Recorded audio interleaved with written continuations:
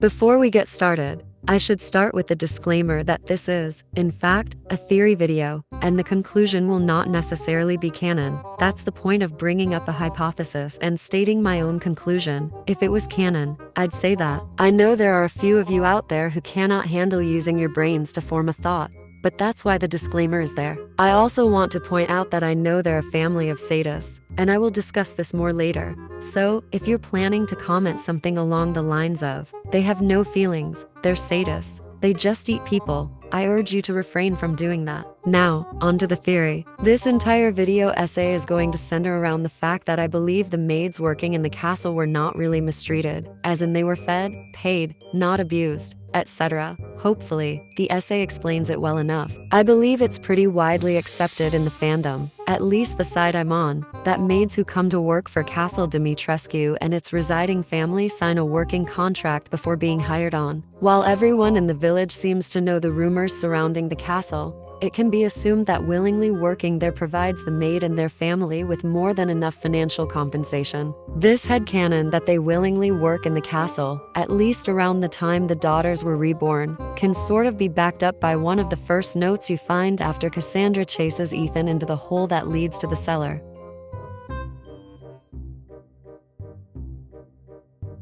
We'll focus on the first part of that text for now. By this alone, and the fact the staff were allowed to keep things such as diaries or journals, it can be assumed they willingly worked in the castle. Considering how poor the village seems to be, I don't think it would be too far off to assume that the maids were paid handsomely to work there. Even with the threat of death looming over their heads, some people would have been desperate enough to risk it. The next line, of course, alludes to the fact they eat people, but it's played off in a joking manner. As many of us know, saying we won't bite means we're not aggressive or hostile. But in this case, while it may mean both ways, it seems to be meant literally. It's just a silly running joke surrounding vampires that always makes me huff a laugh when I read it. All that being said, it's pretty obvious that a strict set of rules to follow are given to the staff, and the consequences for disobeying or making a mistake are rather drastic. But we already knew that, considering they're a family of sadists. Here's the thing, I believe they're as strict as they are, because if they were allowed to just take anyone from the village,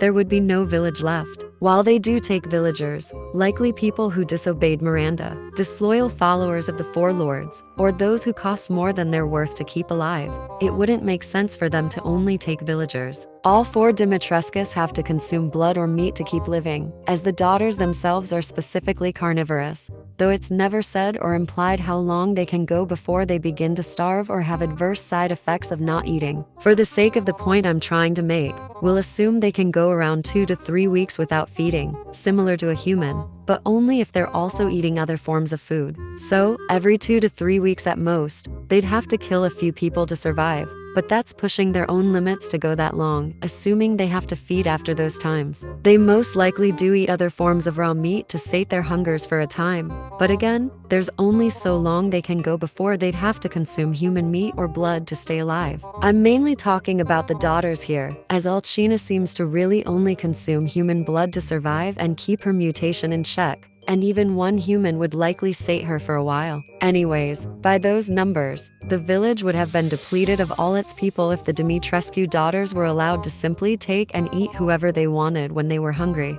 This may also be why the daughters are a bit on the thinner side, aside from Capcom's laziness and just giving them the same body. But perhaps it was an order from Miranda to only eat so many people from the village to keep it populated. Still, eating, the villagers would only leave them with what remained of the staff, who also come from the village. So to keep the community alive and money flowing, they set up strict rules, and when these are disobeyed or not followed, they can punish the staff as they see fit. Finding ways to eat or drain the staff instead of taking villagers helps Miranda and the other lords, so it would make sense that they would do this when they have to feed, rather than just take unsuspecting people from the village every time. When the note mentioned was written, it was, of course, likely right after the Dimitrescu daughters were reborn, considering they canonically all were at the same time. It wouldn't be well known at this time that the castle's owners literally ate people, so it was likely easier to recruit women. With them eating people for over 60 years, however, the village would have long since been depleted if they only feasted on whoever lived there or in the castle. According to Alcina, in a line said during the beginning meeting where the lords are introduced, her daughters do canonically love entertaining foreigners, which leads me to believe a few things. 1.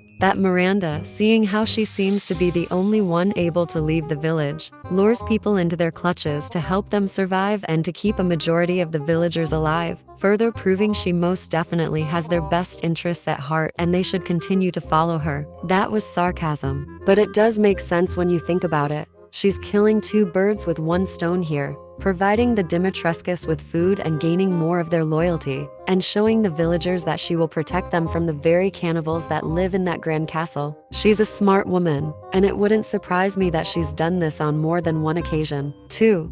That people often wander into the village, where the Dimitrescus are either alerted of their arrival or find them because they look or smell different than everyone else, which then prompts them to kill said foreigners and either drain their blood or eat them. There's a chance the women are offered a job as a way to further torment them before they die, considering entertaining foreigners most definitely means some form of torture, be it emotional or physical. 3.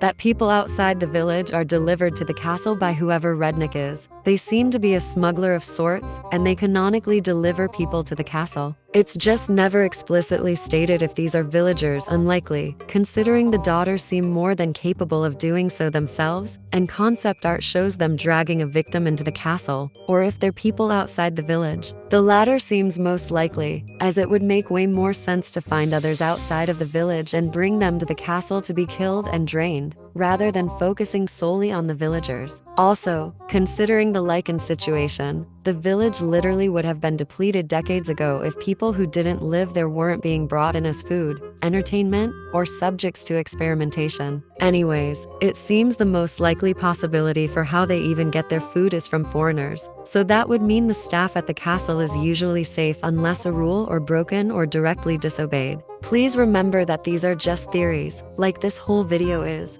I'm not saying any of this is canon. Aside from what we've already talked about, it's canon that just because you disobey a rule does not mean you're going to die. It seems to depend on the severity in which Dimitrescu you're dealing with. I'm not sure what happened to my file of the screenshot, but on the second page of the same note mentioned before, we hear that Daniela only cut another staff member's face for making a mistake.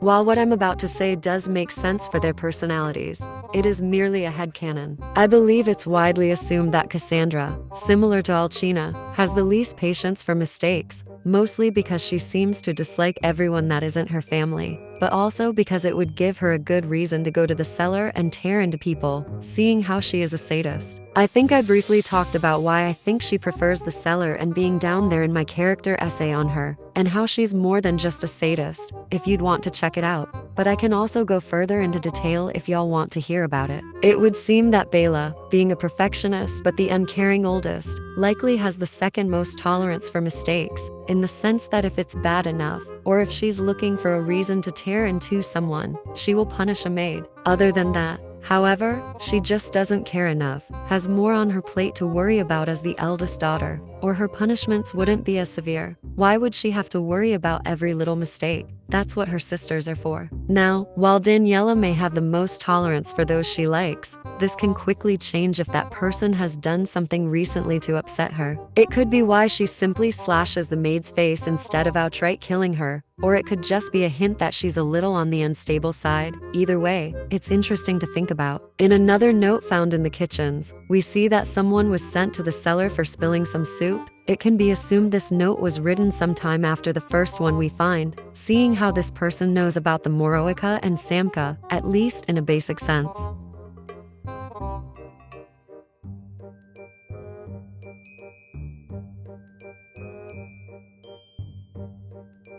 In a noblewoman's eyes, spilling soup would be a punishable offense, even if the actual punishment was a bit much. But like I said earlier, it would make sense for the Dimitrescus to set up strict rules to make it easier to have a reason to kill their staff for food. But nobles would also want only the best working for them, and that may be another reason they're so hard on the staff. They think themselves above humans, as most nobles usually do, so it would make sense to be a little harder on them. All that being said, I still don't think the staff is necessarily mistreated or abused just because they can be, aside from their punishments for breaking a rule or doing something deemed offensive by the Dimitrescus. It's assumed they're paid handsomely for the work they do in the castle, and the threat of death constantly looming over their heads, and they're given somewhere to live and, it seems, plenty of food to eat. They're taken care of, is the point I'm getting at. Even during the events of Village, right before all the staff had been killed, the kitchen had an abundance of fresh food, and considering the Dimitrescus diets, I don't think all the meat hanging up was just for them. The family canonically have their own personalities and some manners and humanity left,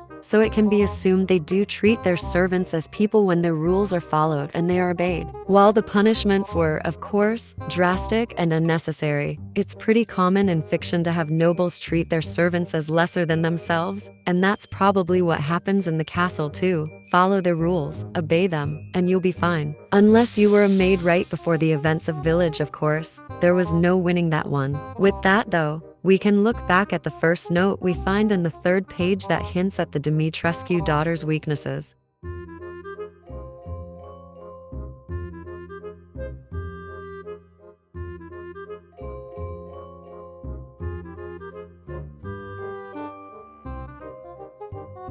This is the one thing I can understand taking drastic measure on. If a maid happens to learn of the daughter's weakness to the cold, it would make sense for Lady Dimitrescu, upon finding out, to send the maid to the cellar and be taken care of, regardless if it was an accident. She is protective of her daughters and realistically, would go to immense measures to ensure their safety. Now, let's talk about the Moroica and Samka for a moment. Canonically, they are the staff drained of blood and left alive through experimentation. According to the wiki, it's assumed Lady Dimitrescu was trying to create more daughters, but she always failed. I'm unsure if this was done of her own will or if she was just experimenting on Miranda's behalf. Knowing the staff is all women, despite it being hard to tell by the in-game enemies, we see they are still kept with a sort of purpose as opposed to the men brought into the castle. They don't even really get a chance. They're drained of their blood and either discarded or turned into the scarecrows we see out in the vineyard upon first arriving at the castle. The women are still used as guards, in a sense. I assume the chains we see on their ankles were only there after the order came to kill every maid. After all, what reason would they have to chain them up while they worked? If they tried to run, the daughters would just hunt them down again. After a time though, it seems that everyone already knew what went on in the castle, so again, chaining them up while they were alive and working would be pointless. It doesn't seem like they were really treated as prisoners and more as actual staff or employees. Perhaps it is the Grand Chambermaid, as we do see another note from her later on, but there is clearly someone in the castle that Lady Dimitrescu and her daughters trust or like enough to keep track of who enters the castle, as seen in the note when you first enter the castle.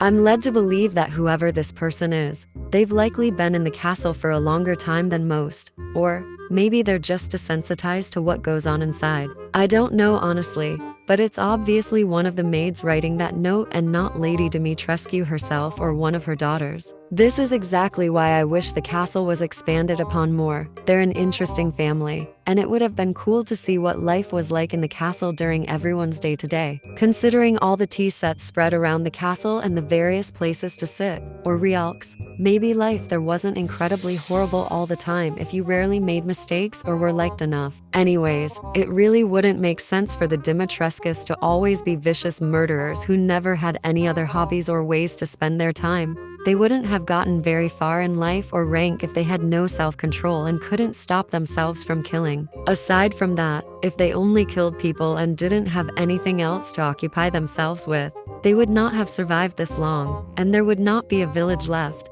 no matter how big it was. I do assume Miranda is the reason they don't take villagers as often as they may want to. The villagers say that she's always protected them, which likely extends to protecting them from the lords.